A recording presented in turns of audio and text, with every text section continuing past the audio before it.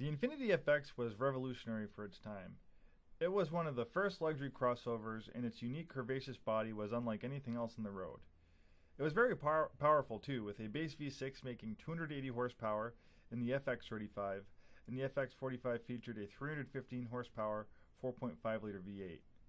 It also came with cool new technology for its time, which today you might find these features pretty common across the automotive spectrum, but back then they were quite revolutionary.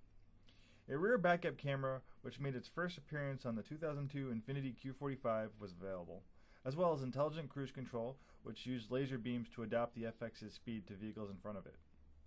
Today, keyless ignitions with smart keys can be found on Hyundais and Toyotas, but back then the FX featured one of the first. Though it was quite large, about the size of 2 or 3 keyless remotes put together, which made it less convenient to carry around in your pocket, in 2005 it got much smaller. Today, crossover vehicles are pretty mainstream, where the truck-based SUVs with their body-on-frame construction is more rare.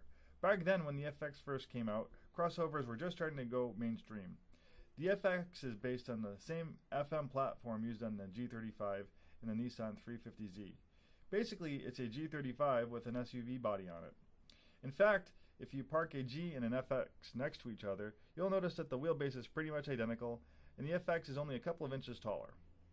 For most SUV buyers, they never go off-road, and they don't need to tow a ton of weight, so a traditional SUV was overkill.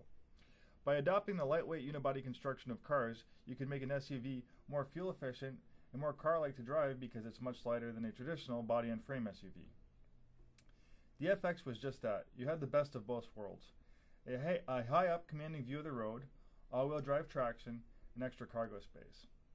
The FX also provided sporty performance with its sports car-derived platform and powerful engines. You did have to make some compromises though. The cool sloping rear looked great, but was terrible for rearward visibility, and did not help to maximize cargo space either. The interior was also like being in the cockpit of a jet. The side windows were narrow and placed higher up, and the instrument lights had an orange glow to them. The interior was trimmed in high-grade plastics, aluminum, and leather. Some loved it, others hated it. Wide seats were very supportive and accommodated plus-sized people very well. The Bose sound system placed a subwoofer in the spare tire, which was a brilliant use of wasted space and helped provide one of the best audio systems at the time.